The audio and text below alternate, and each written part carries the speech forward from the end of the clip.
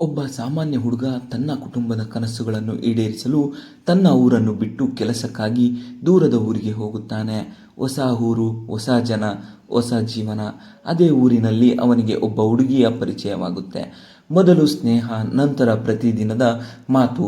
ಊಟ ಆಯ್ತಾ, ಕೆಲಸ ಹೇಗಿತ್ತು, ನಿನ್ನ ಆರೋಗ್ಯ ನೋಡಿಕೊ ಎಂಬ ಚಿಕ್ಕ ಚಿಕ್ಕ ಕಾಳಜಿಗಳು ಇಬ್ಬರ ಹೃದಯಗಳನ್ನು ಹತ್ತಿರ ತರುತ್ತದೆ. ಒಂದು ದಿನ ಹುಡುಗ ತನ್ನ ಮನಸ್ಸಿನ ಮಾತು ಹೇಳುತ್ತಾನೆ. ನಾನು ನಿನ್ನನ್ನು ತುಂಬ ಇಷ್ಟಪಡ್ತಾ ಇದ್ದೀನಿ. ಕೆಲವು ಕ್ಷಣ ಮೌನವಾಗಿದ್ದ ಹುಡುಗಿ ನಗುತ್ತಾ ಹೇಳುತ್ತಾಳೆ, ನನಗೂ ನೀನು ತುಂಬ ಇಷ್ಟ. ಆ ಒಂದು ಉತ್ತರ ಸಾಕಾಗಿತ್ತು. ಆ ದಿನದಿಂದ ಅವರ ಪ್ರಪಂಚವೇ ಬದಲಾಗಿತ್ತು. ರಾತ್ರಿ ಇಡೀ ಮಾತುಗಳು, ಬೆಳಗಿನ ಶುಭಾಶಯಗಳು, ಭವಿಷ್ಯದ ಕನಸುಗಳು, ಮದುವೆ ನಂತರ ಜೀವನದ ಕಲ್ಪನೆಗಳು. ಇಬ್ಬರು ಒಬ್ಬರಿಲ್ಲದೆ ಮತ್ತೊಬ್ಬರು ಬದುಕಲಾರರಷ್ಟು ಅನ್ನುವಷ್ಟು ಹತ್ತಿರವಾದರು. ಆದರೆ ವಿಧಿ ಅವರ ಕೈಯಲ್ಲಿ ಬೇರೆಯೇ ಅಧ್ಯಾಯ ತೆರೆದಿತ್ತು. ಹುಡುಗನಿಗೆ ಮತ್ತೊಂದು ಊರಿಗೆ ವರ್ಗಾವಣೆ ಆಗುತ್ತದೆ. ಹೊರಡುವ ದಿನ ಹುಡುಗಿ ಕಣ್ಣೀರನ್ನು ಮರೆಮಾಚಿ ಹೇಳುತ್ತಾರೆ, ಎಷ್ಟು ದೂರ ಹೋದರೂ ನನ್ನನ್ನು ಮರೆತು ಬಿಡಬೇಡ. ಅವನು ನಗುತ್ತಾ ಉತ್ತರಿಸುತ್ತಾನೆ, ನಿನ್ನನ್ನು ಮರೆತರೆ ನನ್ನನ್ನೇ ನಾನು ಮರೆತ ಹಾಗೆ. ಆ ಮಾತುಗಳು ಅವರ ಕೊನೆಯ ಸಂತೋಷದ ಕ್ಷಣವಾಗಿದ್ದವು. ಹೊಸ ಊರಿಗೆ ಹೋದ ನಂತರ ಮೊದಲು 2 ದಿನ ಮಾತಾಯಿತು. ಆಮೇಲೆ ಒಂದು ದಿನ ಹುಡುಗಿಯ ಫೋನ್ ಸ್ವಿಚ್ ಆಫ್. ಮುಂದಿನ ದಿನ ಮೆಸೇಜ್ಗೆ ಉತ್ತರ ಇಲ್ಲ. ವಾರ ಕಳೆದಿತ್ತು, ತಿಂಗಳು ಕಳೆದಿತ್ತು. ಪ್ರತಿದಿನ ಅವನು ಒಂದೇ ನಿರೀಕ್ಷೆಯಲ್ಲಿ ಫೋನ್ ಹಿಡಿದು ಕುಳಿತಿರುತ್ತಿದ್ದ.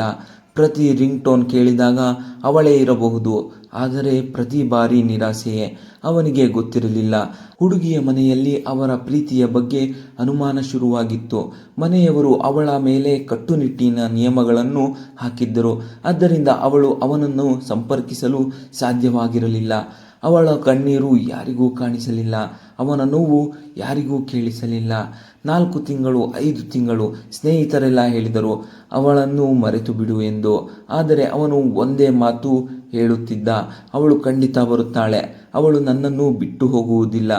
ಒಂದು ಸಂಜೆ ಅವನ ಫೋನ್ ಮೊಳಗಿತ್ತು. ಸ್ಕ್ರೀನ್ ಮೇಲೆ ಕಾಣಿಸಿದ ಹೆಸರು ಅವಳದ್ದೇ.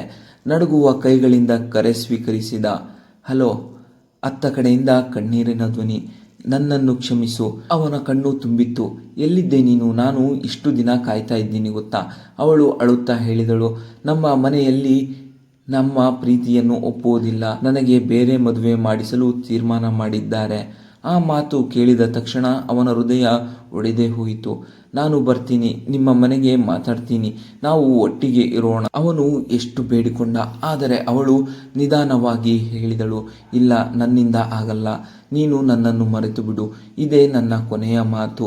ಅವನು ಅಳುತ್ತಾ ಹೇಳಿದ, ಒಂದೇ ಒಂದು ಅವಕಾಶ ಕೊಡು. ಅವಳು ಉತ್ತರಿಸಿದಳು, ನೀನು ನನ್ನ ಜೀವನದ ಅತ್ಯಂತ ಸುಂದರ ನೆನಪು, ಆದರೆ ನನ್ನ ಅದೃಷ್ಟ ಅಲ್ಲ. ಕೆಲವು ಕ್ಷಣ ಇಬ್ಬರು ಮಾತನಾಡಲಿಲ್ಲ. ಅವರ ಉಸಿರಿನ ಸದ್ದು ಮಾತ್ರ ಕೇಳಿಸಿತ್ತು. ನಂತರ ಗುಡ್ ಬಾಯ್. ಕರೆ ಕಟ್ಟಾಯಿತು. ಆ ದಿನ ಅವನು ಮತ್ತೆ ಕರೆ ಮಾಡಲಿಲ್ಲ. ಏಕೆಂದರೆ ಕೆಲವು ಸಂಬಂಧಗಳನ್ನು ಹಿಡಿದುಕೊಳ್ಳುವುದಕ್ಕಿಂತ ಅವು ಕೊಟ್ಟ ನೆನಪುಗಳನ್ನು ಉಳಿಸಿಕೊಳ್ಳುವುದು ಕಷ್ಟವಾದರೂ ಸುಂದರ. ಇಂದಿಗೂ ಅವನ ಫೋನ್ನಲ್ಲಿ ಅವಳ ನಂಬರ್ ಡಿಲೀಟ್ ಆಗಿಲ್ಲ. ಪ್ರತಿ ವರ್ಷ ಅದೇ ದಿನಾಂಕ ಬಂದಾಗ ಅವನು ಆ ನಂಬರ್ ನೋಡುತ್ತಾನೆ, ಆದರೆ ಕರೆ ಮಾಡುವುದಿಲ್ಲ. ಏಕೆಂದರೆ ಕೆಲವರು ನಮ್ಮ ಜೀವನದಲ್ಲಿ ಜೊತೆಯಾಗಲು ಬರುವುದಿಲ್ಲ, ಜೀವನವಿಡೀ ನೆನಪಾಗಿರಲು ಮಾತ್ರ ಬರುತ್ತಾರೆ. ಅದೇ ಮೊದಲ ಪ್ರೀತಿಯ ನೋವು, ಎಂದಿಗೂ ಮರೆಯಲಾಗದ ನೋವು.